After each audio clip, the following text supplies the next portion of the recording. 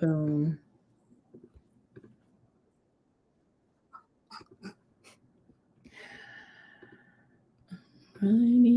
Oh, we're live. Shit. Okay. So we are live. My people in the class.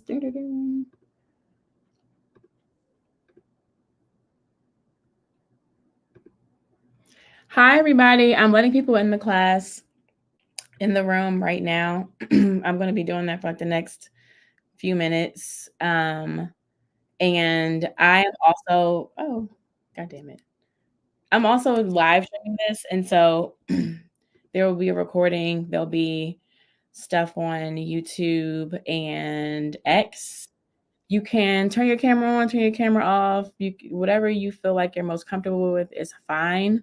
The end part, I'll actually go over the whole end part. I'm going to give people a few minutes to come into the room and then kind of go from there. But I'm super excited, super excited for this. And I think it's a really interesting day to do this on with all the shit going on. People crashing out over the president, all kinds of shit. So, I mean, it's definitely a good time to have this conversation. And then at the end of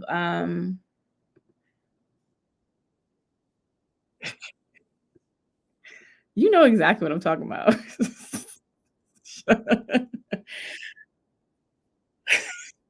Yes. You have to. But yeah, that is crazy. And also, I'm gonna have a recording, and I have an AI tool in this meeting. So if you feel like you need to take notes, you really don't have to. I'll share the presentation also afterwards. I'm gonna open up my window because it's a little hot. I love it. It's people in the room. I'm so excited. I want to give a few minutes, let people come in, so I'm not focusing on letting them in and teaching at the same time. And so y'all will see this, but I also have another screen up where I'm live broadcasting this.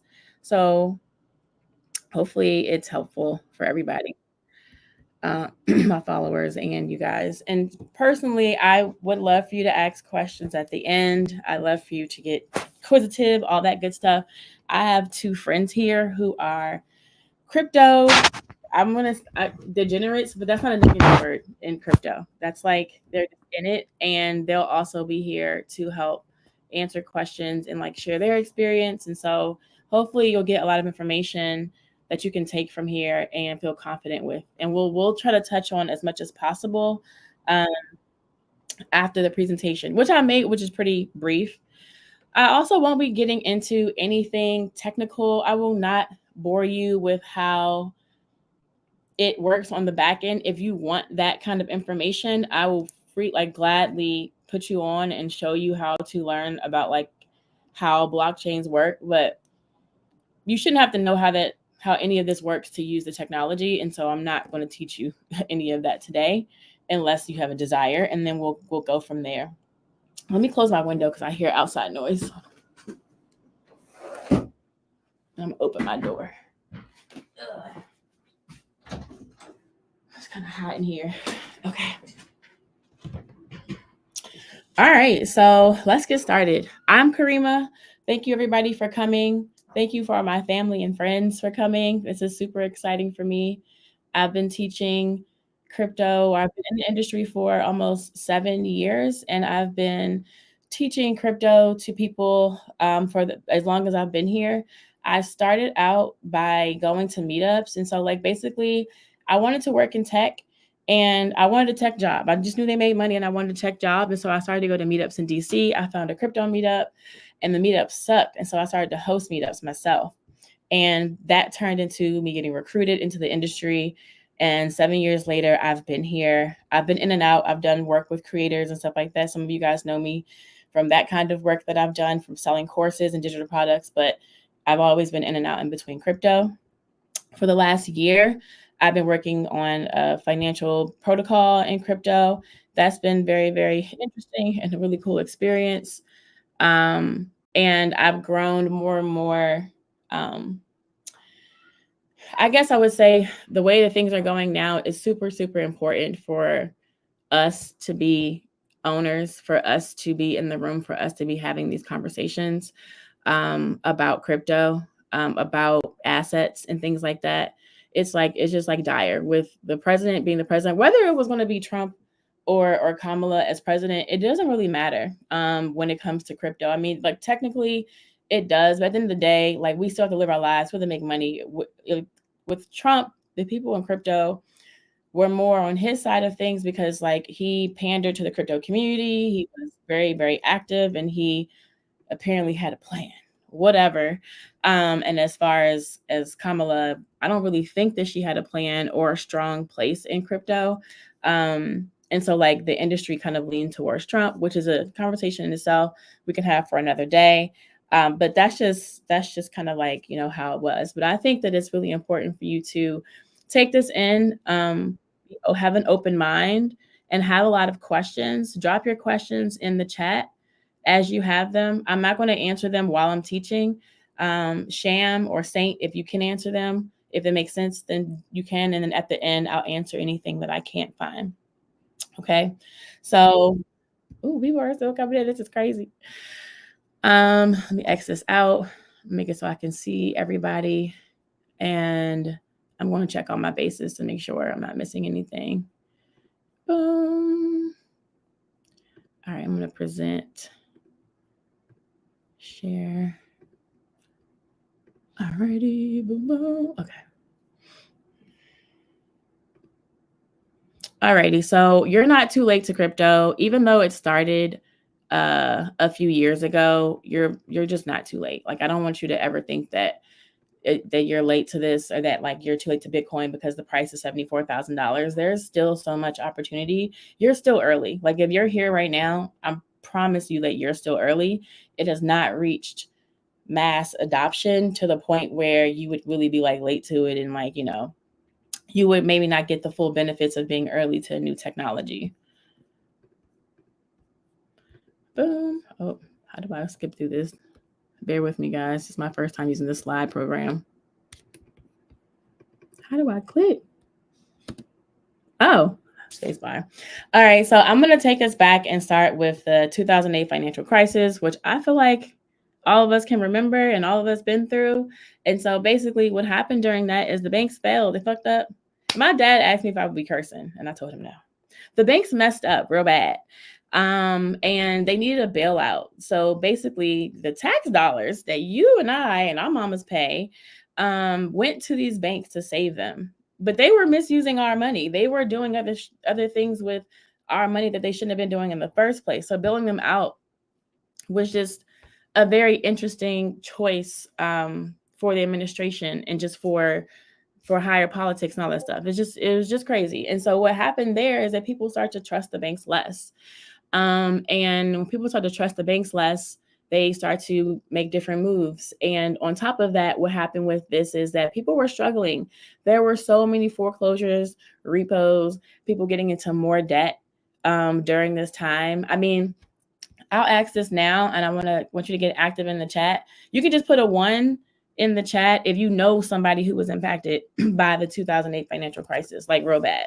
I do. My mama was. So if you do know someone and you've been through it, please put a 1 in the chat. I want to know who else understands or, you know, who else has been through it. And maybe y'all haven't. Maybe 2008 was real smooth. And I'm happy if it was really smooth for you. But it was not smooth for a lot of people. And it was also not our fault at all. And so basically what happened with that is as a result, Bitcoin was created. Bitcoin, and I want to walk back kind of like, so Bitcoin is a cryptocurrency, right? And it's a representation kind of this entire market of cryptocurrencies. But the way that this was created was that it cannot be shut down. It cannot be bailed out. It cannot be controlled by a government or corporation. This was supposed to be more sound money. This is supposed to be more sound money and a way for you to truly own the money, and also a way for the banks to not game the system and a way for not even the banks, a way for the banks not to be able to game us and fuck up the system. Like, I'm going to break down a little bit more into the core principles of Bitcoin, but really what the way that it came out is really interesting. There's an anonymous founder Their name is Satoshi. It could be more than one person. There is a white paper, and a white paper is just what in the technical whatever field, like when you build something technical, you write a white paper to explain it so people understand it. And can ask questions about how the technology works on the back end. So Satoshi Nakamoto came out with a white paper called Bitcoin, a peer-to-peer electronic cash system. And in that white paper, he detailed how Bitcoin would work, why he created it. He, she, they, them, I don't know. We know no one knows who they are. I think it's a CIA, but no one knows who they are. Of why they created it and how it was a direct reaction to what happened with the banks and to how it was really, really unfair to all these people that trusted the banks and put trust into their money. I mean, put their money and their trust into these banks. And so, so they were, the trust was messed up. I'm trying my best not to curse. I don't know if this cursed this much. It's crazy. But the trust was really messed up with people. And so in order to bring back trust, you need transparency. And so with Bitcoin, it's transparent because all of the transactions that happen on the network appear on a public ledger that any and everybody can access with the internet. And that means that if I give you my wallet address, almost think of like a home address, like if I give you, or my email address, if I give you my wallet address, you could literally search that wallet and see every transaction that had ever been made in that wallet. And that's the transparency factor of how Bitcoin is built to work. It's the goal is for there to be no central person to control how Bitcoin works, and for the train. Oh, I try to skip myself. Hold on. Boom. There we go. So the goal for transparency, and this is like on the left, this is a block explorer. But the goal for transparency is to just be able to have a public record that cannot be changed by anybody. Like if you try to change or hack the system, or you do anything like that, it would literally cost like billions of dollars to hack Bitcoin at this point. And that's the only way you would be able to double spend or, like repeat a transaction. And this is the most technical I'm going to get when it comes to this, but I just want you to really know what the basic principles are. Ooh, let me go back. Here we go. I want you to know what the basic principles are of how, like, what people are hinged on in the industry and the core concepts that like drive people and that drive the technology. So one is, like I already talked about, is transparency, is being able to see everything on a public ledger. The second thing is decentralization, which means that there is no central authority that can control the flow of the money and how it works. And it's open to everyone. Like it doesn't matter. You don't have a requirement. It doesn't matter. Like as long as you have internet access, you have access to the Bitcoin network. You have access to like they can't block you. As long as they don't block internet access, you have access to Bitcoin. And I feel like there are also like P2P networks that operate outside of the regular net that you can connect if you really needed to when it comes to your crypto. So these are the so far we talked about transparency and we talked about decentralization. So what I want to do really quickly is I'm going to show you what a ledger looks like. Just so that I hope it's not going to be too much, but I want to show you what it looks like just so that you understand of how it may look or how it looks to you or how you may see it. Let's see. All right. I'm going to go to etherscan.com. I'm going to share my screen. I'm going to stop. I'm doing so many screen shares. Boom. I'm going to stop sharing that one and I'm going to share this one. So this is the Ethereum Blockchain Explorer, which basically means for and Ethereum is another crypto, sorry, but I don't have my Bitcoin wallet address, so I can't search on my wallet and show you anything. So I have my Ethereum wallet address, so we're going to search that. So say I go here, I put in my wallet address here, and or a transaction, a confirmation number, and then it shows you what my balance is in the wallet. It shows you how many tokens I have in the wallet, and it also shows you the literally the history of the transaction. I've had this wallet for forever, almost 1,000 days. That's crazy. Oh, more than that. This is I've been in this for a while, and so this is just like it's just showing the different things that I've done over time in crypto, the different ways I've interacted over time with different crypto. Why is this important?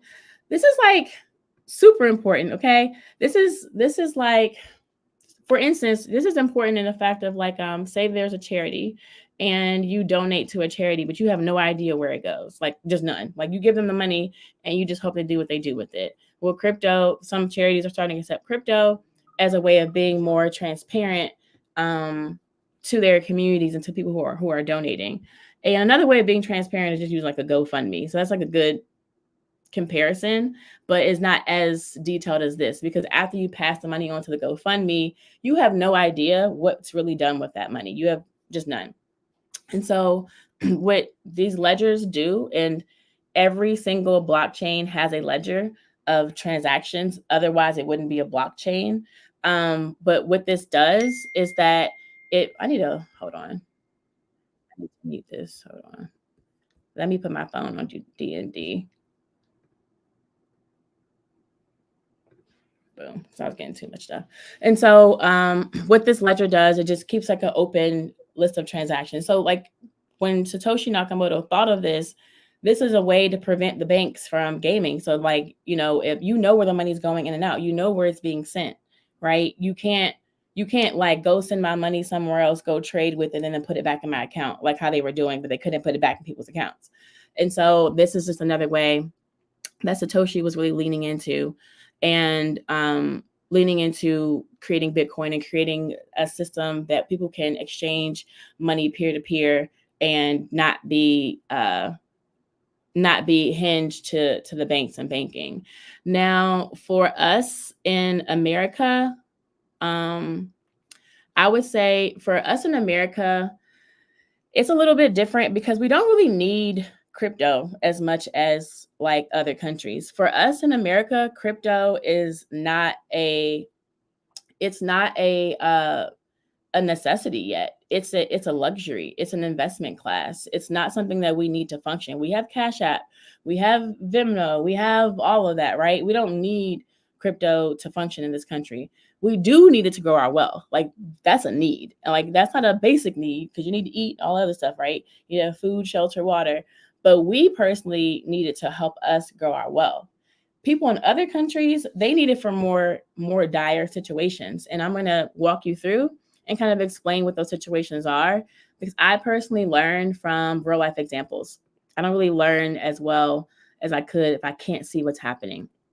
So here's some real world impact. In Venezuela,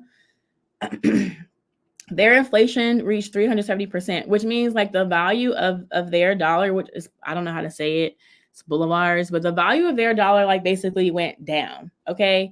And so like imagine that you go and buy coffee and it cost $5 today and then it's $10 tomorrow. That is what was happening to people.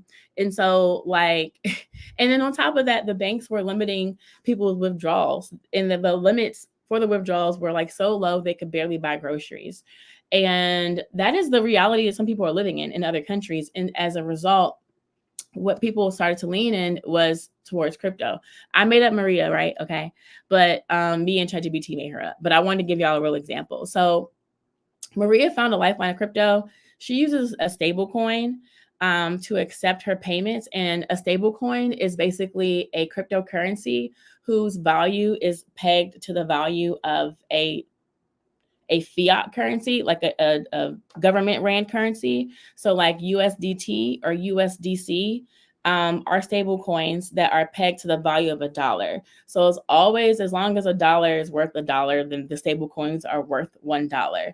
They're not the same as money because they operate on a different network that allows them to be sent around the world faster, borderless, without permission. It's really different than how a regular money would work and how you have to process regular money. And so basically, Maria doesn't have to go to the bank anymore. Like she doesn't have to deal with the fact that the price is like the worth of things. And so when she got paid and her money, it automatically went, like when she got paid $100, is only worth $50. Like now when she gets paid $100, it's still $100. And that is really valuable to people in that situation. It's a real life impact. And if you want to like dig more into it, I mean, if you're interested in that, I definitely would. Because then you can really see how it's working in other, like for other people in other places. Another use case I want to bring up is Nigeria. So Nigeria is actually one of my favorite places, favorite group of crypto people. One of my favorite group of crypto people out there. Okay, y'all. Like they are really motivated. They are very, very smart. And in Nigeria, they're like I've learned this just through work, but they are the largest crypto market in Africa. They have the largest P2P payments. They're sending each other money with crypto in Africa. A lot of people in Nigeria are using crypto. It's not just like how it is for us, where it's just like you sprinkle because it's an option. And they go through different stuff too. I made up this guy too. Actually, ChatGPT made this guy up because I cannot pronounce his name for shit. And I don't want to mispronounce it. But basically, like someone in Nigeria can have a certain situation. They have bank limitations where they have a cap on how much they can transfer. They have a few different issues and things that they face as being Nigerian, that makes crypto very, very helpful for them. I'm going to read some more facts because I just want to be accurate. And then also like just like them being able to earn cryptos is better because their dollar is not worth as much as our, the US dollar. And so like right now I host, there is a program called The Factory where people can earn USDC, which is basically earning the dollar. And in The Factory, like people are earning up to like $60 or $70. Sometimes like the last round was 120, but like this is impactful money for them. And I didn't really realize it. Like I'm in my own bubble and I just didn't really think of it like that or realize it. But and when they was on my ass about certain stuff, I realized how impactful it really is for them and how it helps, how it's just a completely different world for them when they're able to use it. And as far as career-wise, getting gigs and having a stable currency, because their currency also fluctuates. This is like super important for them. And so it's important for us to just understand how this is being used, because a lot of people say crypto is a scam, or people have their opinions, but a lot of people also aren't aware of the use cases of what's happening around the world with this and how people are using it. But we're not in Nigeria and we're not in Venezuela, right? And so we're not in either one of those places. I don't want to get started yet. We're not in either one of those places. And so our goals are to build wealth with crypto, right? And so I'm actually going to skip this part and go to the ways you can earn in crypto. And then I'm going to pause real quick for questions, and then I'm going to continue. The goal of this is to be very interactive and very experimental. I excluded certain information because I really wanted it to be digestible for everybody here. And so if you do have questions, there are no dumb questions. Dumb questions or unasked questions when it comes to me in crypto. If you really have a question, please drop it in the chat as I go. If you have things that you want me to touch on, please drop it in the chat as I go. And I'll make sure I do my best to address everything. But so we understand that crypto is an asset class. We understand the core principles of how crypto works. And now we're going to talk about like really how you earn money and how you make it work for you. So let me skip. Boom. Sorry. Okay. So there are a lot of ways to earn in crypto. There are a buttload of ways to earn in crypto, which I do love about the space and the industry, is that no matter like where you are, you can find a way to earn, you can find a place. And it really just depends on your personal preference. It depends on the time commitment that you want to make to it. And it depends on your financial goals. Those are all important things to think about when you think about monetizing with crypto or growing your money with crypto. So the first thing and the best thing that you can do is buy and hold long term.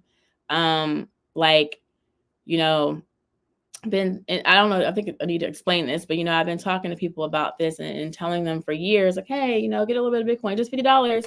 You don't have to buy a lot when you're starting out. You want to just buy enough to be exposed so that when you see the price fluctuations, you're used to looking at numbers in different markets and it's not scary to you and you get excited when it grows because it's going to grow. And so the buying and holding is the most important thing. And I would suggest Ethereum, Bitcoin, and Solana as you just want to stick with the top winners and movers when you're buying and holding until you get more conviction and you change your things around. But you really want to don't venture past all them random coins. Leave XRP alone. Just kidding. I don't know. Some people made money from it a few years ago, so I'm not sure. But you just want to make sure that you're not speculating too hard when you're first starting. But when you're ready to speculate, that is perfectly fine. And when I say speculate, I mean, make your educated guesses. Speculation is just in the crypto world, it's just I think that this is going to go up, so I'm gonna put my money behind this kind of thing. But I don't really know. I don't really have the facts. I'm just kind of making a bet. And so you can do that. And when it comes to trading, right? And so I don't think speculation is also trading, but you can explore other coins that are available. So is manifestation coded, basically. It's just like trading stocks. It's literally just like trading stocks. It's it's different because the market is open 24/7. So there is no close. Okay, I'll go through all of those. So there is no ending, open and closing of the market. There is just open all the time. You can trade all the time. This morning when I saw that Trump won, I woke up at 4:00 in the morning and I closed my position because I was like, all right, well, it's over. He won. I don't need to make more money. This is great.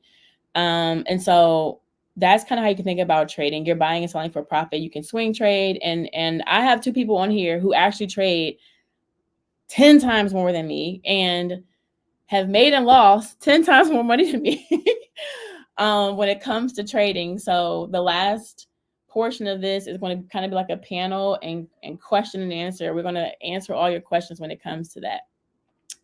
Another way that you can, the money was made when I closed my option. Now, the tool that I was using allows you to withdraw your profits before, which is rare. It's called Emoja. It's actually a company I was working with, but it's not normal. So usually you have to close your option to get the money for it. So I'll move on from trading to DeFi. DeFi is decentralized finance. And the main way I'm going to talk about right now, I don't know why I put yield farming on here, but the main way that I'm going to talk about it right now is that you can earn yields just from holding your crypto on certain networks. So if you see my story, I think maybe 2 days ago, I posted a list of transactions that was from Coinbase. I have some money in Coinbase for savings, and instead of my savings sitting in another account where it's earning pennies, earning basically nothing, I'm getting $50 a month instead. And that's really good. Compared to anything at any other bank, go look at other high yield savings, like Ally Bank is one that I do like for high yield savings that's non-crypto. Go look at what the rates are for there, and then I can show you some rates for crypto, and it's completely different. And Coinbase is also different because it's a centralized exchange, which means that it has protections under law that can protect you as a consumer, versus this another part of crypto where you're not as protected, which I'll get into after this. There are thousands of protocols and companies where you can earn yield, but I would say the smartest one is Coinbase. There are so many others, and Sham and Saint, if you have any, drop them in the chat if you know of any that you like right now. But I would say the go-to, the easiest is definitely going to be Coinbase. For you to get yield. And that's basically just simple cash, just earning money right now. And you don't even have to, technically, you don't have to be, you're exposed to crypto, but your money is in USDC. You're earning yield in USDC, which is the equivalent to $1. So you're not really exposed to volatile markets at all. You're not seeing, your balance is not going up and down. It's staying the same, just like how your bank account would, unless you get paid or withdraw whatever money. And it's earning yield just from being there. And so that's something that's super big in the space. And like mostly I feel like everyone I know has some kind of yield bearing situation. They're getting yield in some kind of way. And you can also get yield on your different assets too, like such as Bitcoin, Solana, and Ethereum through different protocols. And what I can do is, if people are interested, share a list, or maybe in the next time walk through setting up an account and setting myself up to get some yield on the protocol. Another one is staking. So I currently have Solana and I stake my Solana. Staking is similar to earning yield as far as like what you're earning from staking your coins. And staking is basically like it's saying like, hey, I'm parking my money right here to support your network.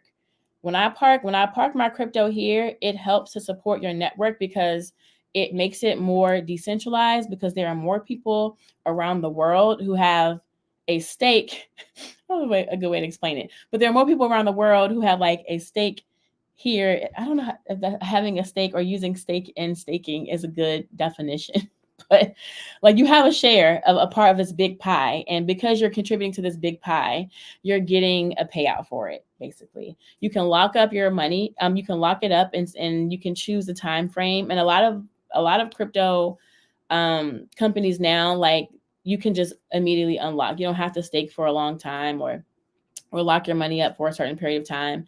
You can stake and unstake when you want, and still, get your yields from when you were staking.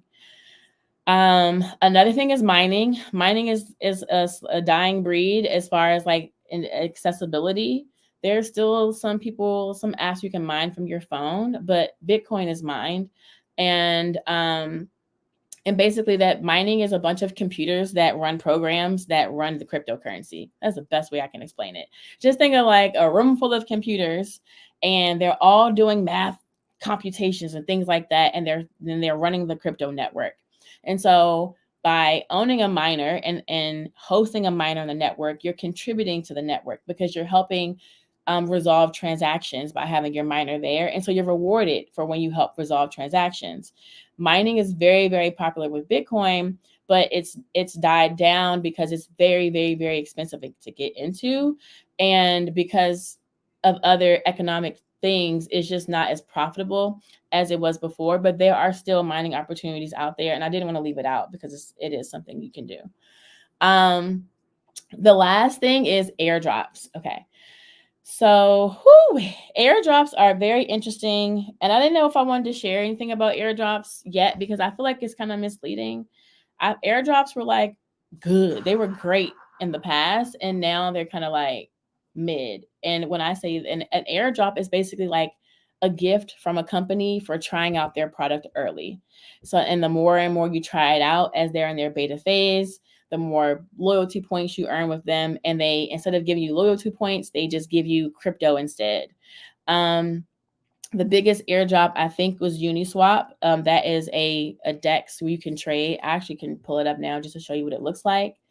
With Uniswap, I think they were one of the first to do an airdrop. I remember that was my first airdrop, and it was huge, and I was very, very surprised that I even received one. But I was just using the protocol. Like, I was just using it, and I thought it was cool. It was simple, and I was able to get this money.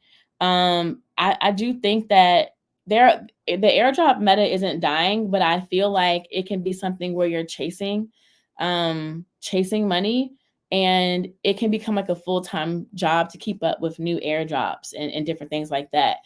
I will make the prediction that after 2025, the way the airdrops are done will be completely different, and they will change because they're becoming less valuable. Like, people were getting airdrops like, I've gotten an airdrop worth, $800, and an airdrop worth $10,000, an airdrop worth $40, an airdrop worth $5. They've become less valuable over time, and they become more saturated, and also the teams are a little bit more greedy, I feel like. And so that's just another form. You can still make money that way, right? But it's just something to be wary of. And I would say don't even worry about airdrops unless you want to be balls deep, unless you really like want to get into crypto. I would say if you don't want to venture too much too soon, buy and hold and get yields. Like buy and hold and then and stake your crypto or get yields on your crypto.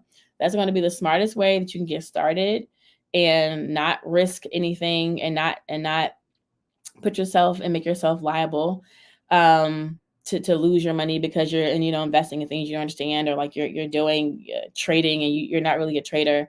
And I want to say this about trading. Trading is very emotional and it's also very logical. But like for me personally, I don't trade because I literally could cry a drop of a dime.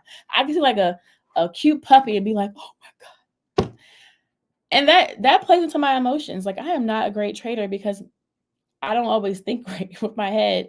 And it accelerates any emotional stuff you got going on. When you're into trading, it accelerates that shit. Trading is more risky, but it's more profitable. It's way more profitable. And there's different types of trading. You can buy and hold. You can swing trade, which means like you may buy some crypto today and then anticipate the price may go, but look at it, whatever, and then sell it in 3 weeks. That's swing trading.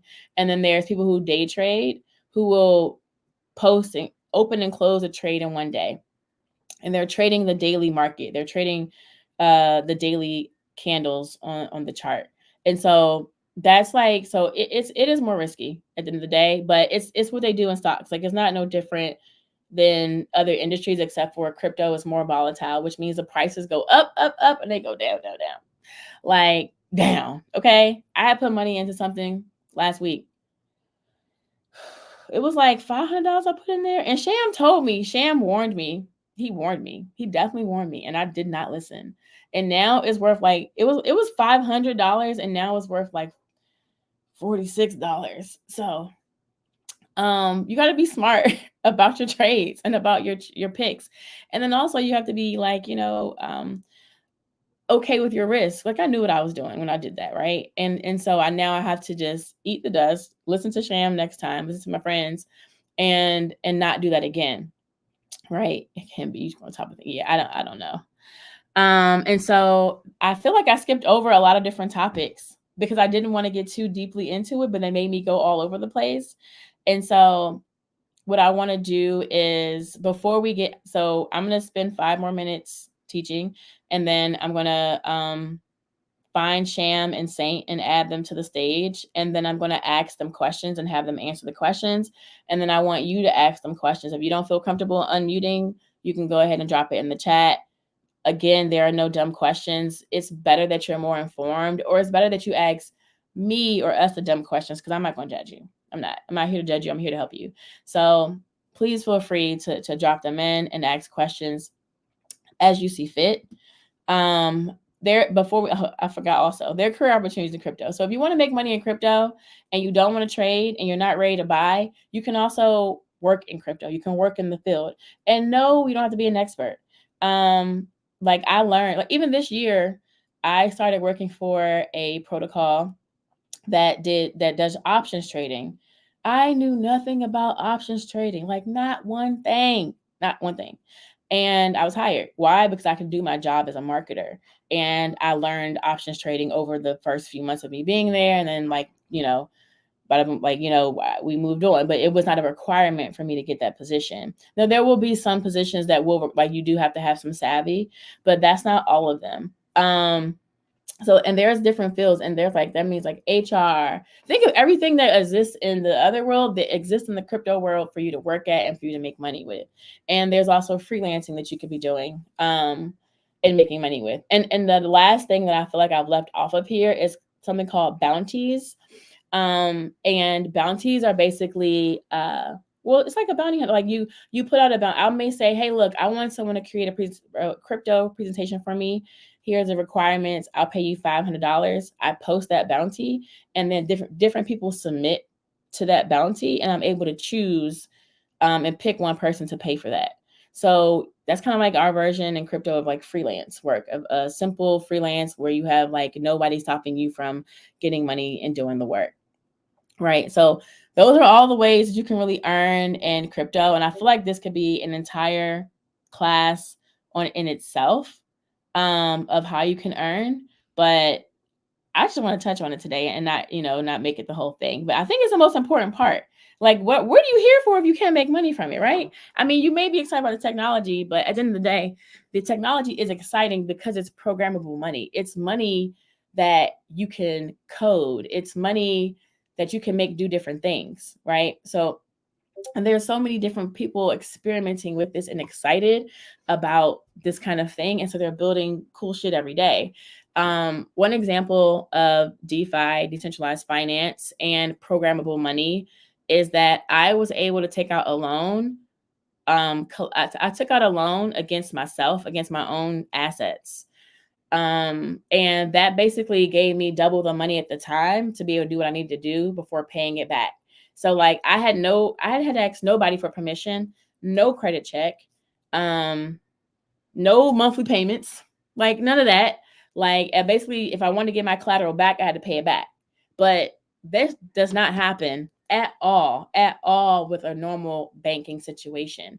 You're not able to get a loan, even if you got all the collateral. Like you're not able to get that without having a credit check, without having a bunch of other prerequisites in order to do that. And so I would say like that's one of like probably the coolest use cases I've personally experienced because that loan allowed me to buy a car. And also, I took that loan out in Ethereum like 4 years ago, and I never paid that loan back. Judge me if you want. It wasn't nobody billing me, y'all. So basically, what happens is my collateral was locked up. And recently, I had a friend help me unlock that collateral. But because I had put down Ethereum in a loan that was a cheaper price, I actually made money from the loan because the loan was worth more because Ethereum was worth more. And so it was actually smarter for me not to pay the collateral back because years later, I made a couple grand. And so that's probably my favorite story to tell because it just shows you that you don't have to be limited by what's in front of you. You don't have to do that. You can explore other things. There's other ways and other options of how to move your money and make your money. You have to make your money grow for you. Like it's really not an option, right?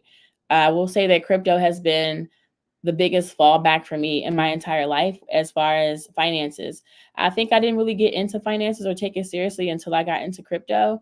But after that, like my savings and my worst case scenario thing has always been in crypto. And I've always been able to put it back, but it's always been there for me. And the best part about it is that it's grown over the years. So what I had in 2021 that was worth $7,000. Now in 2020, it's worth $10,000. And I did nothing to it but just make a decision to pick a crypto and to hold it and to pick a top 3. I didn't experiment with stuff under there because it's I don't experiment with many because of the story I just told you about me turning $500 to $46 real quick. And so now what I want to do is I want to read the chat. And make sure all the questions are being answered and all that good stuff. Sort of purchasing power crypto, like we can buy stuff with their assets. So what do you mean by purchasing power? Like you can buy whatever you want with it, but what I was saying or what I was referring to was basically giving my crypto up as collateral to get a loan, and then using that to get more, using that loan to do more with it. I could have used a loan to do something cool like trade or I don't know. I could use it for a bunch of other stuff, but I just wanted to not spend my money and get a car. And so that's kind of what I did. I put my collateral up, got the car, never paid the loan back, and then got some of the money back from the loan. I hope I answered your question though, Patra. And I hope I said your name right too. Is there a way to know for sure when you're going to get a good offer? Seems like holding and waiting. I just want to understand the bottom line. Elon decided tomorrow that he hates crypto. Everyone pulls out examples like market beats fluctuating. Yeah. Nia, you're making a lot of good points. Well, I'm gonna scroll up. I feel like some people were answering your questions. You buy a fraction of a token and hold on to it till someone wants it. That's a term about whatever the market is. Yes. You buy a fraction of the token, exactly what you just said. That's exactly what happens. Or you can buy a whole token.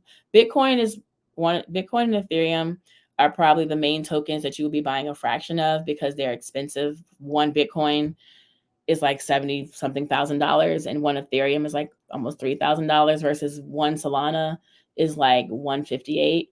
And these prices are just determined by the market. It's people that are constantly saying this, they're buying Bitcoin and selling Bitcoin at this value. So they're communicating that this is what we think the value of this asset is. And that is where the value comes from. And that's the value of a dollar too. We all decide that the dollar has worth, and that's what makes it worth, like have worth. It's the same thing with crypto. We decide that it has worth, and that's a part of what makes it a part of the worth that crypto has outside of the technological features that protect you and help you own your own money and be more sovereign, or more autonomy over how your own money is run. So yeah, Elon can decide tomorrow that he hates crypto and everyone pulls out. So I would say that that's a really good example, and that's a really good way to be aware. I would say for Bitcoin, I don't think that I personally don't think that him shitting on Bitcoin will really do anything unless he said something crazy where people could believe in like the FUD. But Bitcoin is an example of a decentralized network, which means that there's no Bitcoin company, there's no Bitcoin boss, there's no owner, there's no nothing. It's a bunch of people that decided that they want to contribute to the network.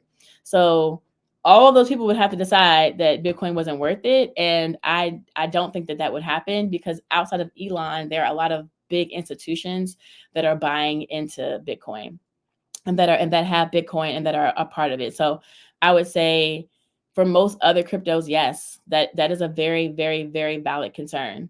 If the value of the crypto is tied to a leader, then you have to just take the risk that that leader can do something to take the value of your token, and you have to put your trust in them, which is kind of antithetical to the whole point of crypto, which is I don't have to trust you. You don't have to trust me. I can send you money from my wallet to your wallet, and I know it's going to go there. And I know that, well, the trust part, I know the money's going to go from wallet to wallet. I know I can see them when the transaction clear. You can see mines, and there's no like double spend involved or anything like that. And I trust that it's going to make it there, as well as like it's not going to move or go anywhere unless I move it or push it anywhere. There's no bank taking my money, using it and putting it back. None of that. I'm the only person who has access to that money. And I think that's something I should have probably brought up is that's probably a really important part. Shit. All right, this is the last part, and then I'm gonna stop sharing my screen. I'm gonna stop presenting on both, and then I'm gonna fix this. Boom. Oh, someone asked about classes for technical analysis. I will bring someone on here next week to talk about trading, or not next week. I'll poll for a date. I'll ask y'all what you're interested in, and if you want to learn about trading, I'll bring someone on here who knows how to trade and who can teach you about trade and tech. I got a friend. I have a perfect person actually. He's really, really, really, really good. And I can bring him on, and if people really want that, I can definitely give you access to it, because my goal is like to be a gateway. I'm not here to like give you the full lowdown of every single part, because I don't have that, but I do have the gateways. I can lead you in the right directions when it comes to interacting with the industry and also just with the asset itself. That's my goal, is for you to have an interest, for you to have a question, and then for me to be able to build up off that question, answer your question, and direct you in the right place or to the right people. And speaking of people, that's the most important part of crypto, is people and the connection that people have. Community is a core value, and joining a community is like really your first step into joining, really like taking full advantage of crypto. And like there are so many different kinds of communities you can find anywhere where you'll fit in. There are communities based off of culture, race, ethnicity. And that's like a lower amount. There's not really like too many race-based or anything like that, because it's really about money. There's communities based off like fashion, art, AI, sports betting, like anything you can think of. There's a sub crypto community for that. So if you have an interest, I can direct you in the way where you may stick to this a little bit longer, because you're a little bit more invested, because you're interested in the companies and what they're doing, because it intersects with what you are interested in your real life. If that makes sense. And so when you're joining a community, usually people in that community are the ones that help you with knowing what to buy and what to sell. They're like your ride or die people. I'm a part of a few communities, and they're literally the reason why I'm still in the space, or the reason why I'm able to like make money. I literally trust them a lot more than my own decisions, because it's crowdfunded information. That's kind of what's happening in these communities, and they're sharing that. It's called alpha. People call it alpha in crypto. It's like when I'm giving you the tea, like the good tea, it's like I'm giving you alpha, and that's what happens within communities. And so one of the first things you want to do is join a community. The second thing you want to do is it's a basic understanding. I really wish I would have started with this. Is that the ownership of crypto and how it works and kind of the risk. And so I'm going to explain to you. Basically, there is a centralized exchange. You can think of that as like a bank, and they hold your money. They're FDIC insured, and they hold your money, and it's safe. It's safe, the safest bet that you can have with your crypto. And then there are wallets where you can hold your own money, which means that you own the passwords to that wallet, and no one else can access it. Like if you forget it, there's no tech support. Like there's none. Like you have to open up your wallet. Create your wallet, write down your private keys. Your private keys, think of them as like your house keys. You wouldn't give that to anybody, right? Hopefully you won't give it to anybody. Your private keys are your house keys, and they're the things that unlock your crypto for you in any wallet. So it doesn't matter if your computer crashed and your wallet, you can't access your wallet. Well, it doesn't really matter. Do you have your keys? And if you have your keys, then you can easily like input that phrase into another wallet, another computer, and back up your money somewhere else. It's really amazing. But that's the scary part. I have definitely, every single person I know in crypto has lost money because they lost their keys, because they didn't take it seriously enough.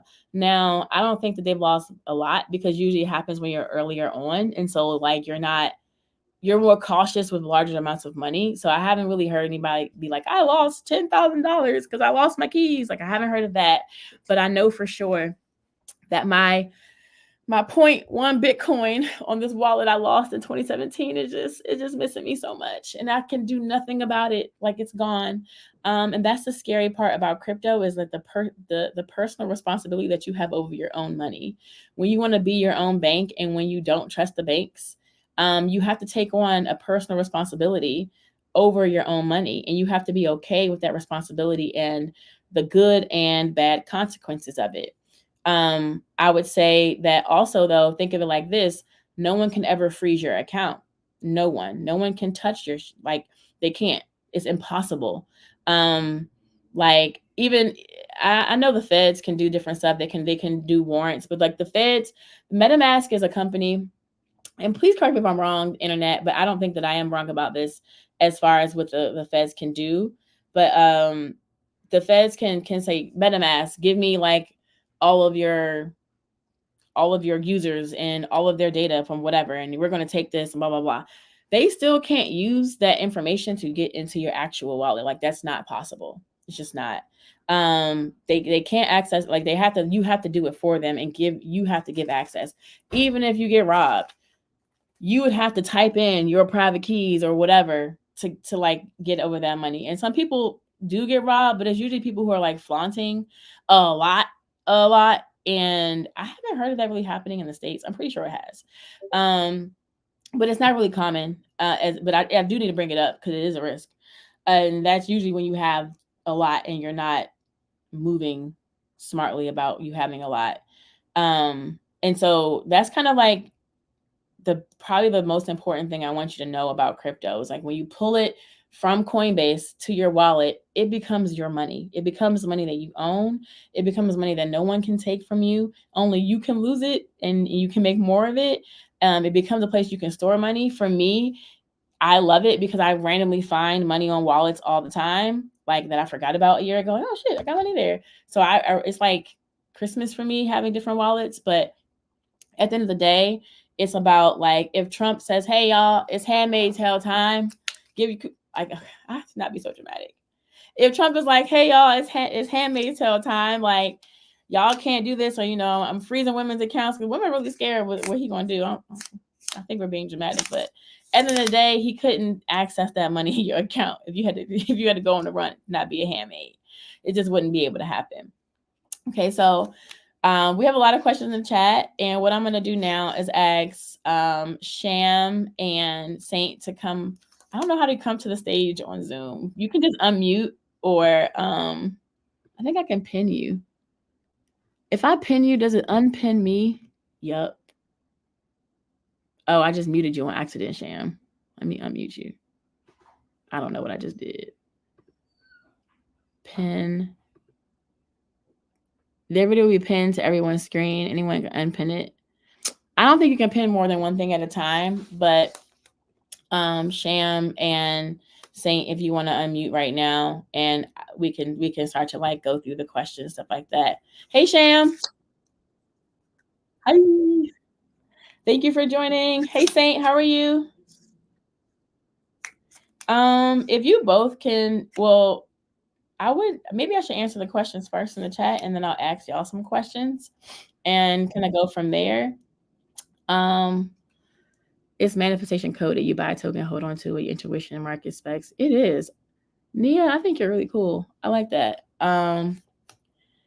For different communities and finding them, I will follow up with me afterwards and I'll point you in the right direction. For crypto jobs, I'm not going to lie to you. When it comes to getting a job in crypto, I have never gotten a job I applied to. I literally have always been recruited. But Saint, you got a job you applied to, right? So hey, it works for some people.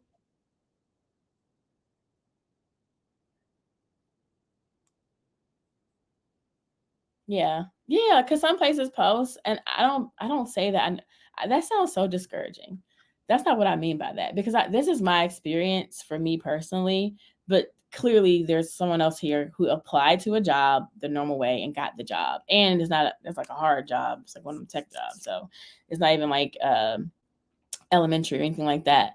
But for me personally, I was able to get jobs through talking to people and joining communities, like literally, because it's a people oriented industry. And so what that means is that, like, if you like a company, you're most likely able to DM the founder or people in that company and let them know that you like the company, that you want to work with them. As long as they're not like too big. If they're big, then they're probably not going to answer you back. You won't hear from them. But they're like dozens of places you can contact the team, the core team, and interact with them if you want to work with them. There are a dozen of events that you can go to around the entire world, and not only in US, just events everywhere that you can interact with and meet people. There are dozens of group chats that you can join, interact with, and meet people and get jobs. It's literally, to me, yeah, conferences, anything of the nature, like those are going to be like your best bet of getting a job in crypto.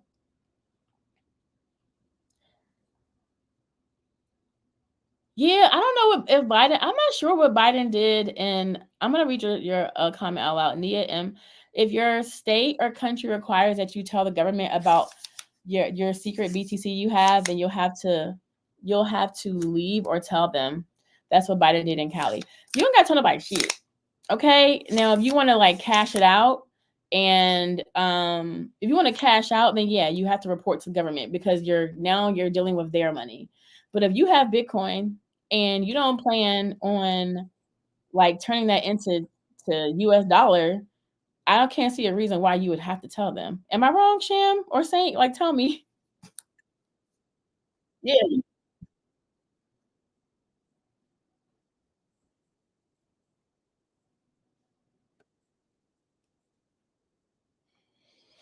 exactly. So, Nia, you do tell the IRS at the event that you switch from, and there's a lot of IRS stuff, right? There's a lot of taxes and tax implications, but I think the most important one for you to think about as a new person in the space is just when you're cashing out, when you're exchanging your crypto for dollars.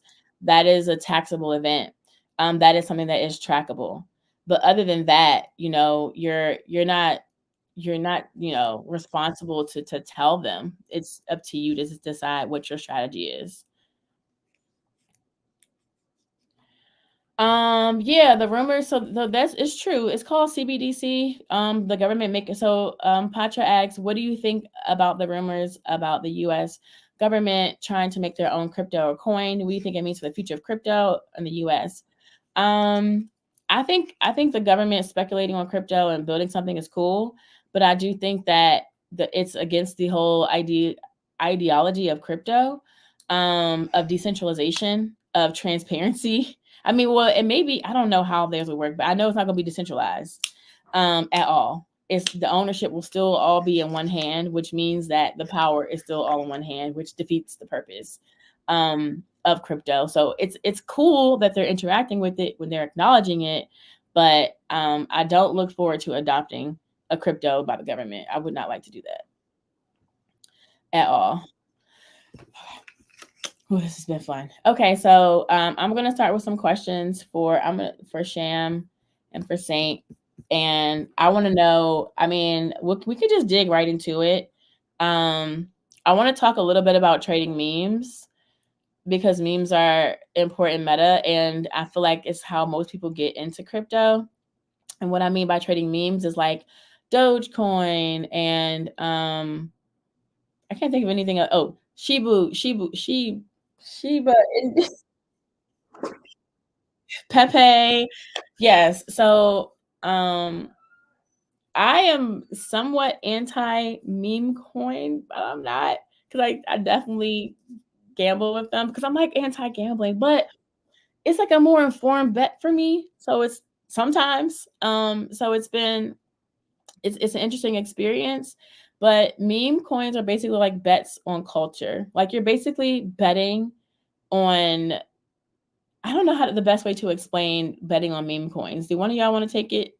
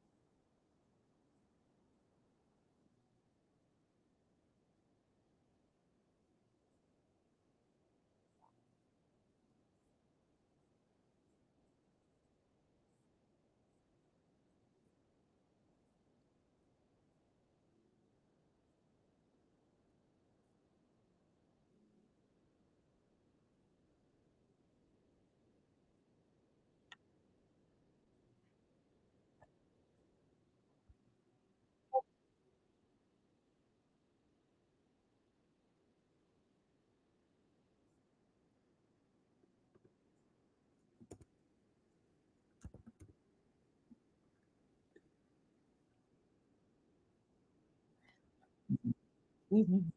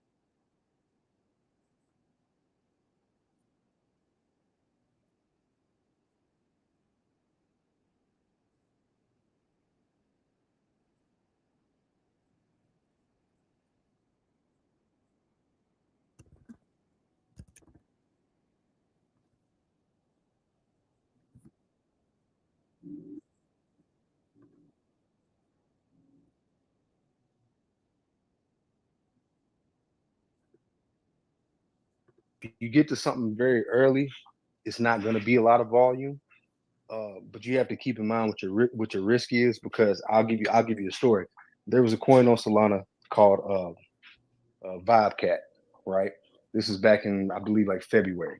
At the time, the market cap of this coin was like $100,000. So it was, it's what we would consider a micro cap. I decided to throw an exuberant amount of money at it, and basically I bought 10% of the supply. Literally bought 10% of the supply of this Ooh. coin, but to be fair, I only put in $1,000, but that's a lot. And what happened was is basically the coin did nothing. For the coin did nothing. I lost my patience, and then I dumped it. Mm. And then a month later, this coin that I bought at like anywhere, because my purchase was so large, it kind of spiked the price. So this coin that I bought from anywhere from 10 to 15 cents, a month later, that same coin was trading at $14. Sick. So yeah, so you have to have patience, and you have to have to know your risk tolerance. In a case like that, where you find something very early, something that's what we consider a micro cap, it's tempting to want to go all in on it, but you really don't know what it's going to do. You can gauge the social engagement. You can look at the ticker, see what different accounts are talking about it. Because honestly, that's when you early to stuff like this. This is where you're going to get your information. It's going to be on stuff like Twitter. You're going to be in Discords. You're going to be in Telegrams, talking to people, seeing what they're talking about, and that's where you're going to get your information. You're not gonna get information on meme coins early in the real world, Yeah. because the meme coins that make it to the real world are the ones that have already taken off and exploded by that point. Yeah. When everybody was talking about Doge, when all the people was talking about Sheep, stuff like that, those had already taken off by then. But in hindsight, it would have probably been much smarter for me to, instead of putting $1,000 on this $100,000 market cap coin, to maybe put like a couple $100, maybe $100, $200. I still would have got a lot of tokens. I still would have had a decent amount of supply. And then even if the coin did nothing, You would have been okay I with wouldn't loss. have I wouldn't have felt compelled to sell as early as I did. I could have just left it alone and just let the coin do what it does. Yeah.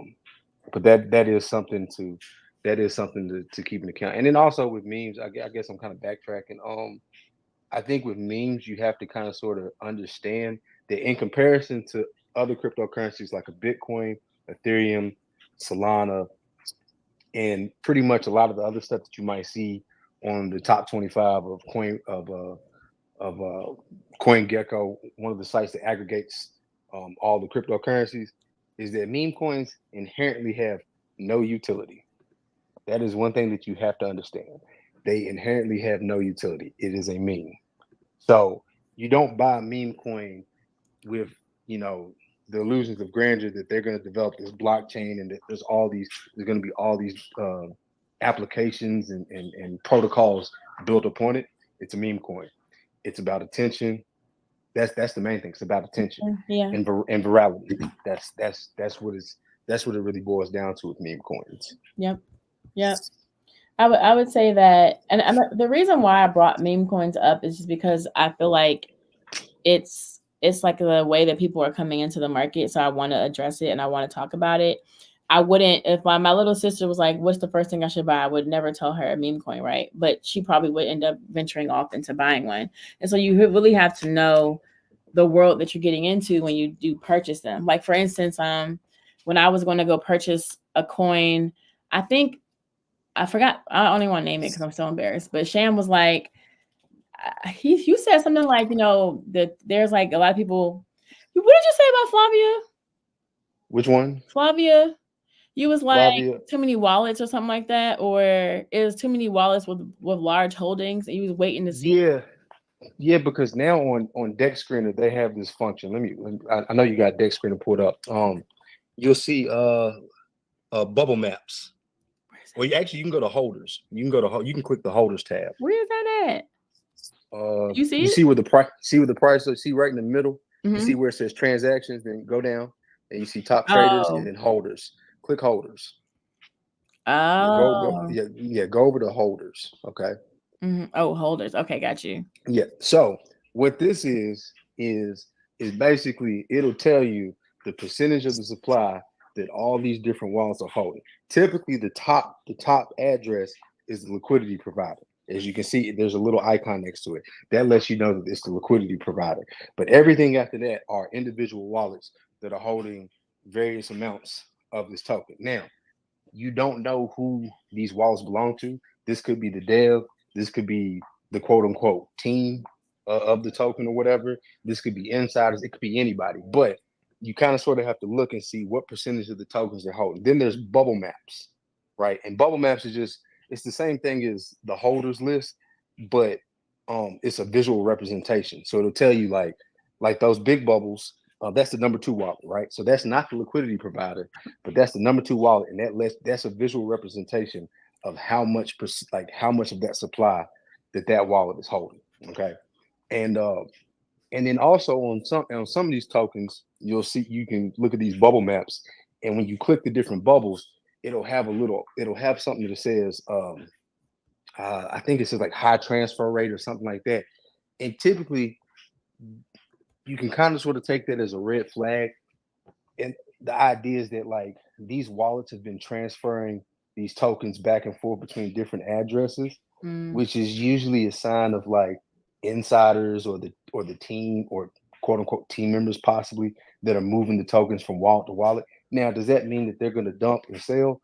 No, but it's something that you need to be aware of when you get into these memes, especially the ones that start to move up in market cap and actually have some value, because you can see something that could be 10 million, $15 million market cap that has a few $100,000 in liquidity, and next thing you know it, that person dumps. For example, the token that I bought, 10% of the supply. Uh, had I held until it broke out and went to its high, I don't remember exactly what the liquidity was at that point, but the amount of tokens I had, I literally could not sell all my tokens. I would have crashed the chart. So that's one of those things you have to be wary of. I think recently, what's that coin? SPX 6900. Mm-hmm. Not too long, like I think it was like last week. There was a wallet that was holding not like 10%, but like holding like maybe like a couple $1 million worth of the token, and Wow. they sold like maybe like a few $100,000 worth of the token, and it tanked the market cap by like 100 million. Which means what about for the price? The price dropped quite a bit. Luckily, the market absorbed it, and people like as soon as it dropped, buyers moved in to buy. But it's just something that you have to be aware of, especially with these meme coins, because these meme coins typically don't have the same level of liquidity that your majors like a Solana, Bitcoin, anything in the top 100. They don't have this. They typically don't have the same level of liquidity that these other tokens have. And then it also depends on where you're trading them at, because trading them on, for example, trading a meme coin that's on Coinbase, it's going to have a different level of liquidity than that same meme coin might have on chain on a DEX. And let me pause you real quick because I want to make sure everybody understands every term. So by Yes. level of liquidity, basically your ability to buy and sell. If something is not liquid, it means you can't sell what you bought. Correct. If something is liquid, that means you can sell, you can move in and out of this asset as you so please. But like, say you're liquid when you have cash, you're illiquid when you have a house. You can't just turn that shit into something that you can move around quickly. You have to sell the house for cash, whatever. It's still an asset, but it's illiquid. And so in that sense. And so like that's an idea of what you're looking at. So like when you're looking at certain tokens and they have like a low amount of holders, it's more likely that there's not that much liquidity because there's not that much money. There's not money in rotation.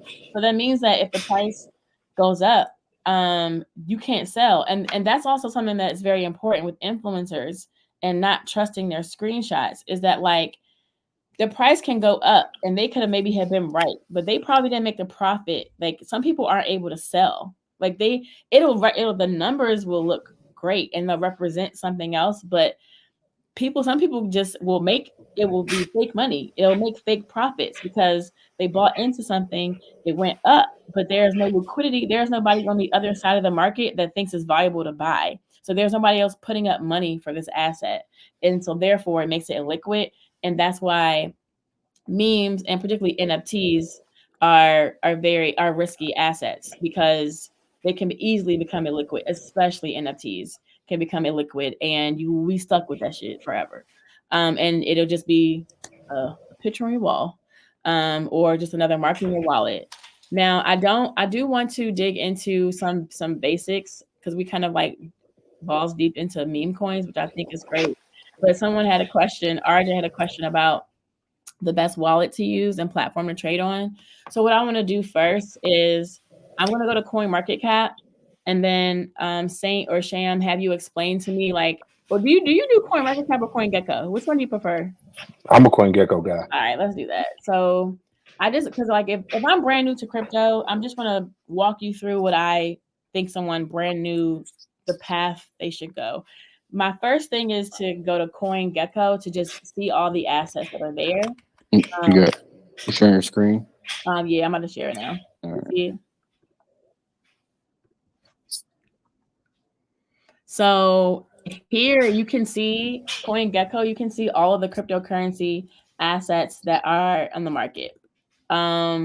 You can use this as like your guiding light and your tool. So say that you find a token that you really like, you can come search it in CoinGecko. You can click on the token. It'll tell you about the token. It'll tell you where the token is sold. So these are different centralized exchanges. That's what SEX stands for.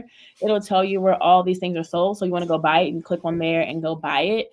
And then it'll also, what other information do you use CoinGecko for? That's all I use it for. I use it to figure out where to buy stuff. I also they have different categories. Like if you scroll to the cryptocurrencies, if you hover over that, it'll pull up different lists towards the top, and you can sort by market cap, chains, categories, popular, etc., etc. I like to go to categories, and you can kind of sort of get to a pretty condensed list depending on what it is. For example, we were talking about dog coins earlier. If you go to categories, if you go to categories and you scroll down, it should be at number 20. Dang, not you know the number. Well, I got to pull it up on my computer.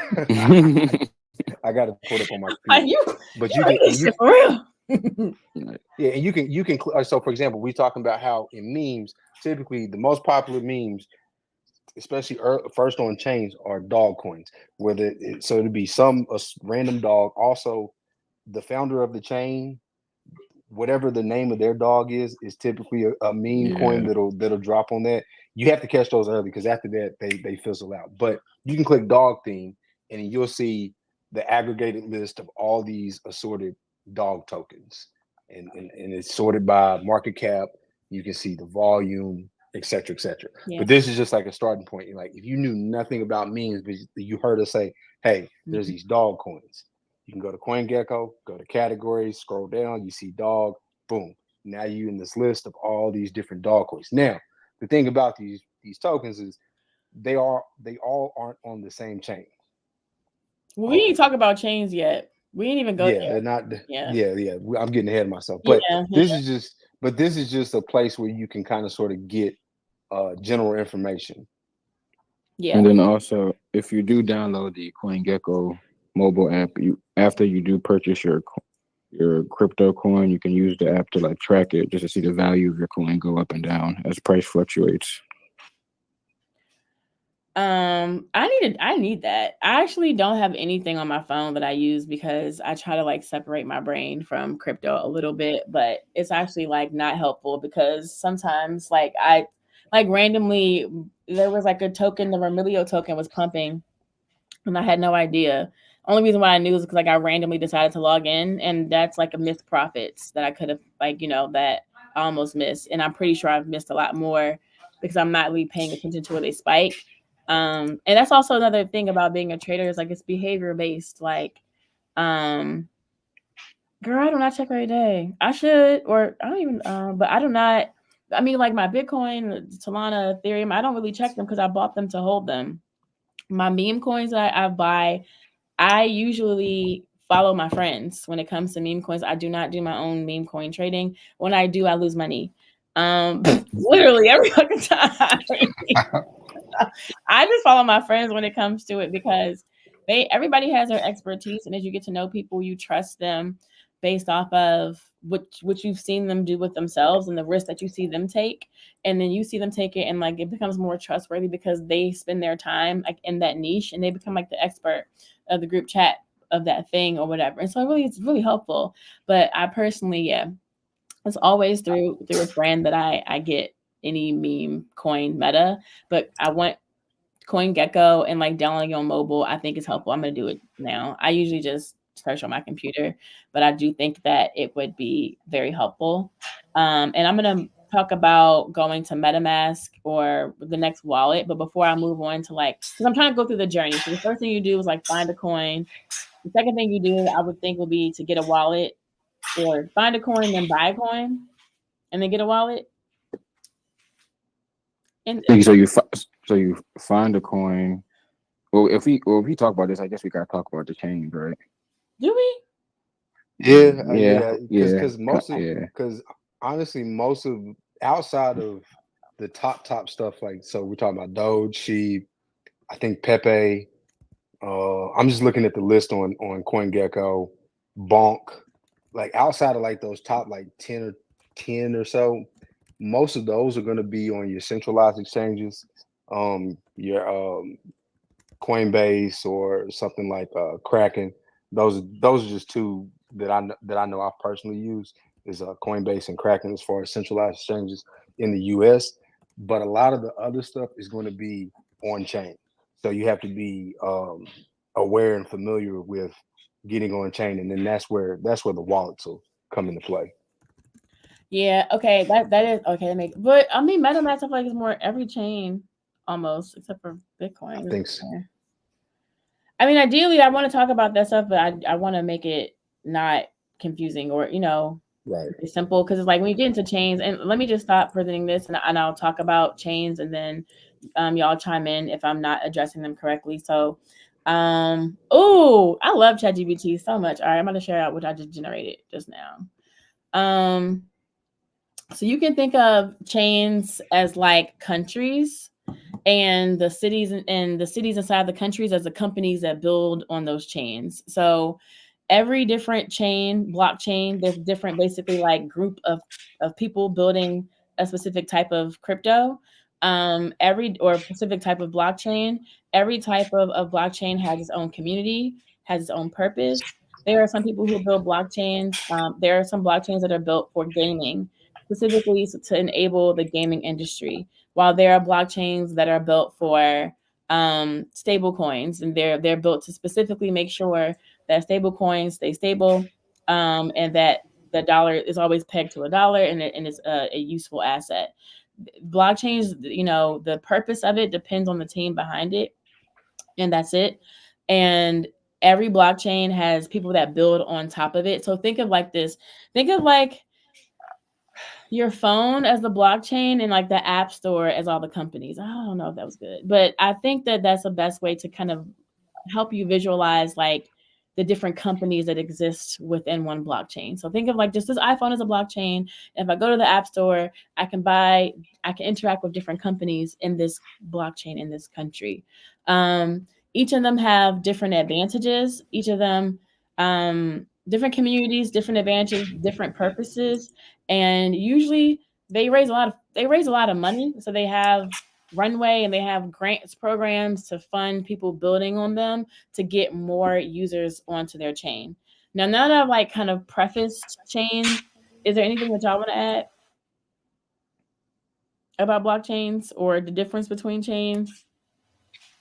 I was gonna say, like, honestly, most of the chains themselves, like, they obviously use different tech, and that's real technical stuff. But at the most basic level, for like what, especially when it comes to like memes and being on chain, they all kind of sort of do the same thing. You get on like Ethereum, you can get on Ethereum, and there'll be decentralized exchanges on Ethereum like Uniswap. If you get on Solana, the decentralized exchange that you might use would be Radium or Jupiter. So each if you get on Binance Chain, the one you would use is Pancake Swap. So each chain will have its own decentralized exchanges, or DEXs, as we like to refer to them as. Yeah. And typically each chain will have numerous different DEXs, but there will always be one or two DEXs that are the DEXs that have the volume and the liquidity over all of the other ones. Yeah, exactly. And I think like I'm gonna show y'all Uniswap. Uniswap is built on and operates on Ethereum and EVM compatible chains. This is what Uniswap looks like. This is a decentralized exchange, meaning that these people are not tracking your transactions or trying to tax you. They don't care about any of that. They're trying to help you facilitate transactions and encourage you to provide liquidity to different people, different assets on their platform. So someone asked, before I go down to the other question, someone asked about the best wallets to use and platform to trade on. I'm not going to recommend platforms to trade on. I will ask Saint and Sham to drop platforms to trade on in the chat. I think Dex Screener is one of the ones, but I'd rather y'all recommend it because I don't trade at all for real. The best wallet, I would say the good old reliable wallet is called MetaMask. As far as, and MetaMask is a Chrome extension. I'm not sure if I can share what the Chrome extension looks like from here. Let me try to stop and then share just so you can see. If I do the whole window, you can't see. Okay, so if you look at my window, and it might not show up. You can see it. But when I click it, it might not show up for y'all. Yeah, it doesn't show up. It's okay. That's cool. So when I'm clicking on this, there's like a whole wallet module showing me my wallet and what's in my wallet. It's how I interact and transact. I guess the tech blocks it from showing on screen share because I don't know why. It's technically not personal information. KarimaDigital.eth is my address. People know it. Someone has messaged me before and was like, "You have money in your wallet," like that I didn't know about, and they knew I didn't know about it. And so it was because they were looking at my wallet and stalking my wallet, and they saw that. And so it's the public ledger, right? It's public information. So this is kind of like my play wallet. You don't know anything about like what I really have, because this wallet is like what I use to bet on memes with and practice option trading and like different stuff like that. I'm not using this wallet. And I'll go to their website to make it helpful. I'm not using this for anything else. And that's something, deceptive site. Oops. Maybe it's not MetaMask. Let me Google it first. Oh no. You gotta Google that. Yeah, you got to Google that. No, but I'm not Office. Sometimes IO. Sometimes it blocks off stuff. Unfortunately, it blocks off from crypto websites. And so boom. Accept. So now you can see my MetaMask balance. You can see, and this is me. This is from an airdrop. I forgot what I did. This was free money. This was a meme coin I actually bought and it went up. Thank goodness it went up because it usually doesn't. But it's also a very, very, very popular meme. And the more popular the meme, the more, the less volatile it is, but also the safer bet it is than something that's less popular. And I guess like I can show y'all. I have like just a bunch of Dusk. Like these are all old tokens, but basically this wallet is just showing all the tokens that I have in the wallet. And then when I go to Uniswap, say I am really excited about a new token and I want to buy one, I can decide that I have to sell a token to buy one. So I can decide that I'm going to use some of my. I don't think I can use this. Let me use something that's random. I'm gonna use some of this token. I'm gonna sell it, and I'm gonna get. I don't know what token should I buy, y'all. Get some Ethereum. This from Ethereum. Okay, I'm gonna get some Ethereum. That's so boring. I'll get some Pepe. Get some Prime. Okay. What's Prime? Oh, that's the game token. Yeah, gaming and AI token. Is this the right one? Yeah. Yeah. Okay, so this is also a good lesson. When your friends are telling you to get a token, they can send you a contract address, and you can literally copy and paste that address into the tool, and then the right token will come up because you just want the right one. So if I wasn't on the phone or on the call with y'all, I wouldn't have I would have had to verify that this was the right one because I would be scared that it was the wrong one. So I go here, I connect my wallet, I review the transactions, and then I approve it in my wallet, which you can't see because it's hidden for safety, I guess. And so it shows you like the transaction going through, the approval happening. It says it's pending, but I already approved it. Oh, it's just taking a while. I'm just impatient. It shows you the transaction going through. It shows you how I'm taking one crypto and I'm buying another one. This is also not government monitored. This is just in my wallet, my business, not taxed, not doing anything with it. Now, if I want to cash it out, I do not have enough ETH in my wallet. I'm gonna just buy Ethereum. Okay, this is a whole nother issue I don't want to get into. Oh, okay. To buy it. Sorry, y'all. I don't have enough Ethereum in my wallet to buy it.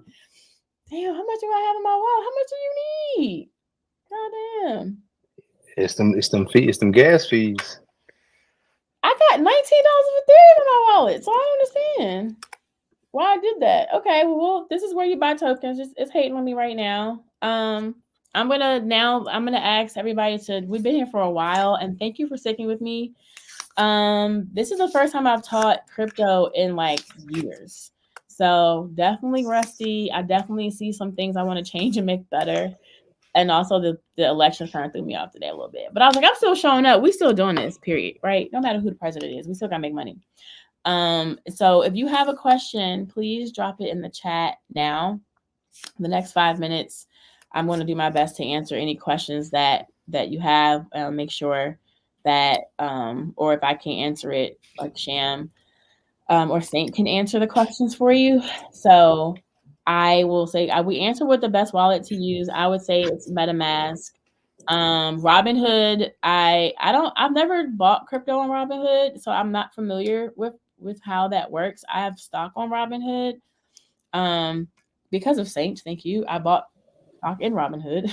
But see, that was another good call. I think you told me to buy it at like $10 and it went up to like $18. So this is what friends are for, right? So I don't really know about Robinhood though. So you guys may have to like look into, or maybe Cam or Saint, you can chime in on how you use Robinhood to trade, or do you use it at all? I've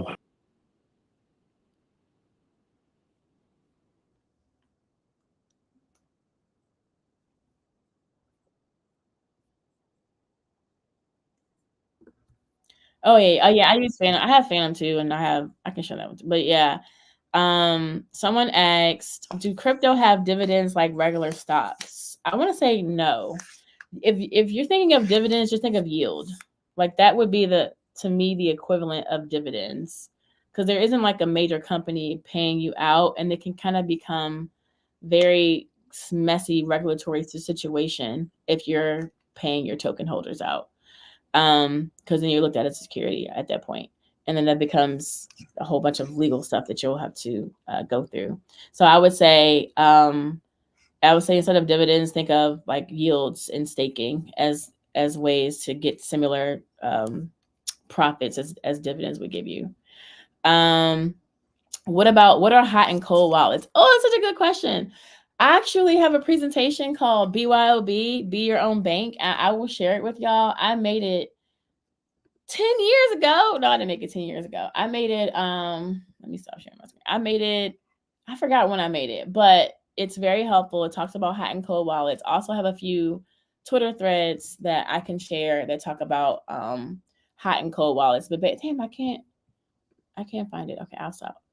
I'll look for it. But basically, like a cold wallet is a wallet that does not have a connection to the internet. A hot wallet is a wallet that's connected to the internet. A hot wallet lives on your computer and it lives on your phone and it's dependent on an internet connection. And that's what makes it hot. It's hot. You can touch it. It's just like the block is hot. Now, a cold wallet is usually like a piece of hardware or a specific computer program. But most people's cold wallets is like a piece of hardware that looks like a USB drive. And you can connect that wallet to your computer without connecting to the internet to look at the wallet, to do whatever you want, but you don't have to use the internet when you're exchanging with your Code wallet. And it protects you from hackers and different people who are trying to maybe access your wallet or look at your wallets. What you just saw me show you on screen is my hot wallet.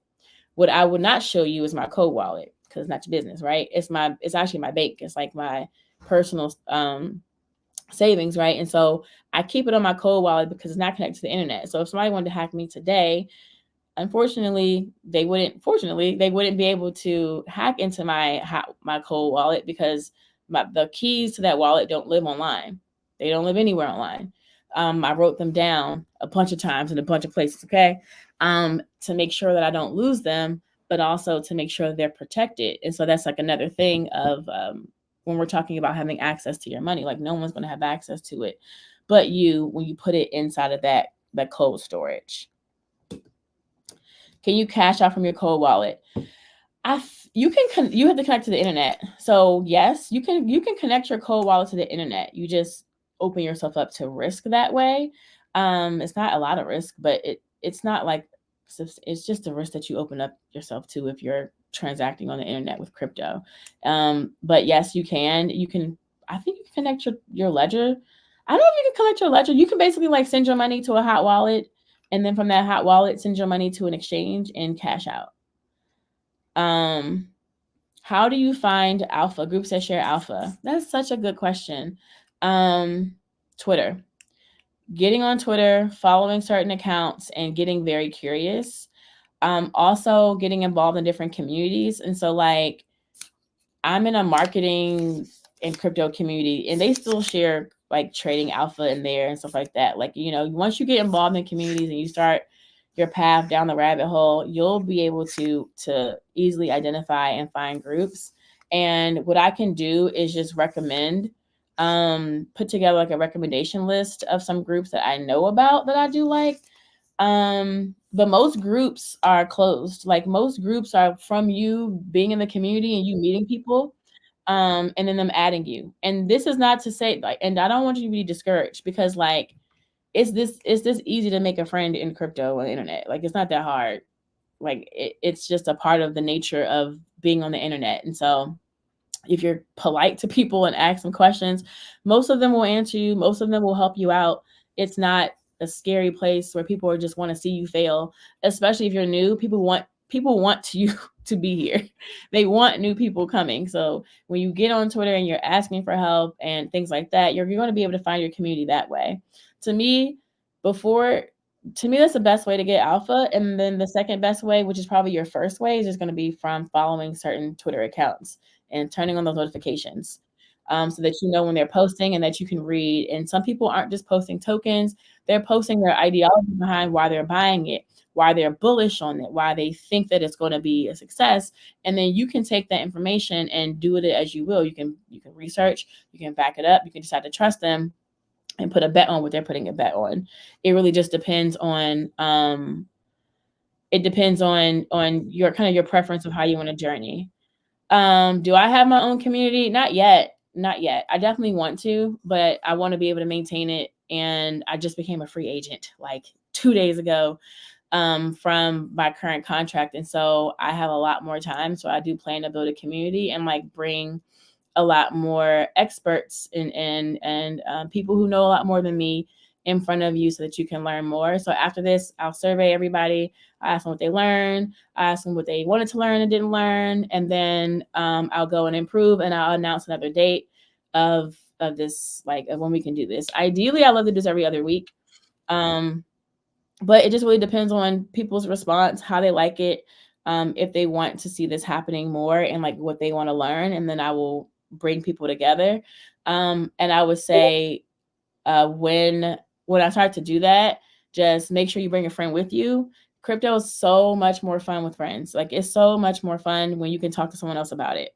And that's why you're joining the community. But if you know a friend that is a little bit interested, just nudge them. Like, just like, all right, let's just try it out, girl. Like, or all right, homie, I don't know what bros say. What's up, bro? Just join this group chat real quick.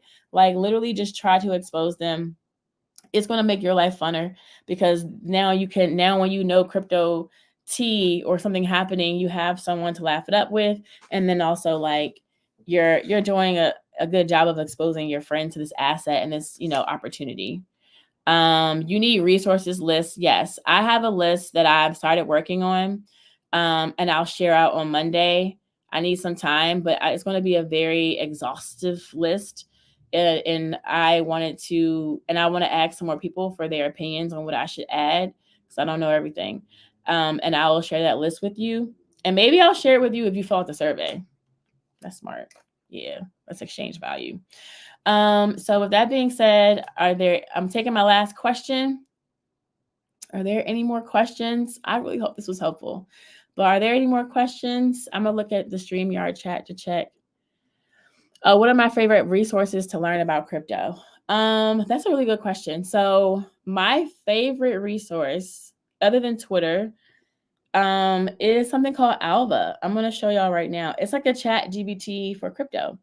I like Alva because it's like ChatGPT, but it has a lot more contextual information and links to stuff. So if it tells you something, it'll show you where it got it from and you can dig into it more.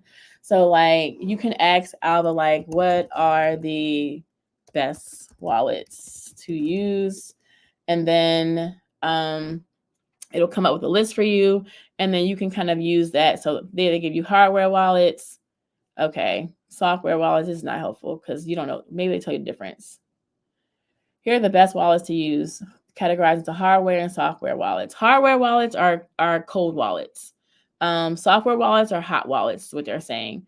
But you can, Coinbase wallet, MetaMask. So yeah, they have a good amount for you to explore.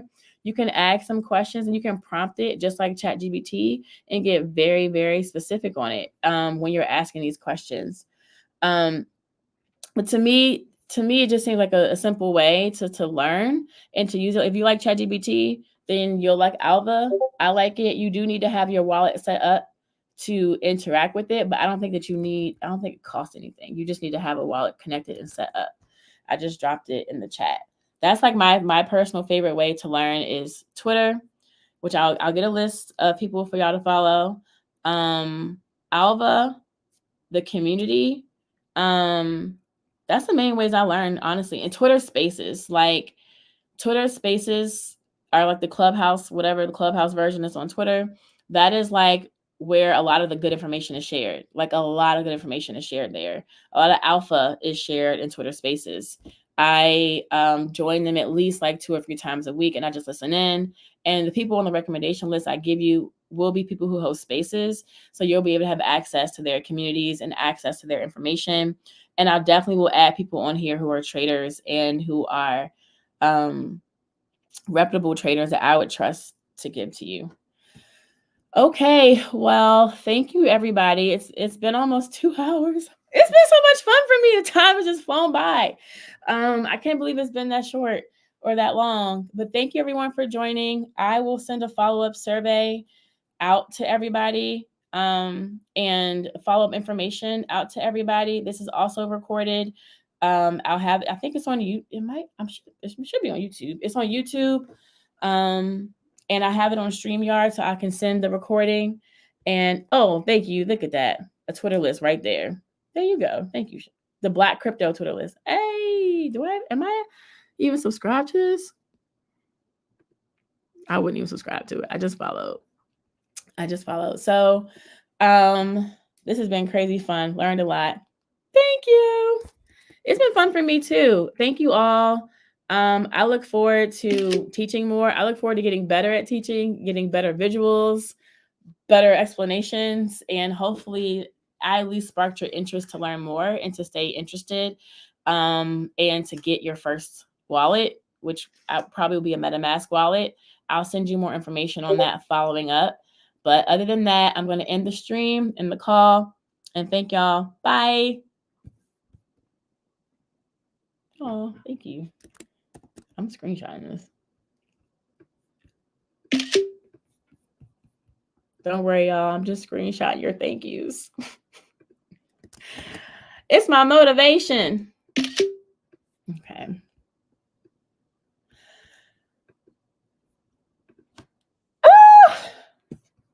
I'm I'm still streaming. Okay, that was so fun.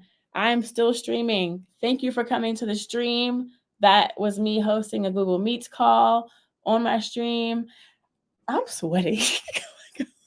I was nervous. I was so nervous. And as I was teaching, yes, there will be a recording you can access later. And the funny part about it is, like, as I was teaching, I was like, damn. Like, there were different things I wish I was more intentional about, like teaching you about hot and cold wallets first. But it's something that we're on a journey together, right? We're learning together. Well, I'm teaching you and I'm learning and I'm helping you on your journey to learn how to navigate the space, but it'll just get better and better. And I'll always make sure to have other people around and a part of these calls to offer other perspectives and just more information, because that's literally like the best part of crypto's community and benefiting from community. Community is the reason why I'm able to make the extra cash I'm able to make. Even like the money I made last night with the options. It was a community signal, like, hey, Trump, Bitcoin, whatever. Like, I was able to make the profit that way. So thank you all. This has been so fun. And I will see you next time. Bye.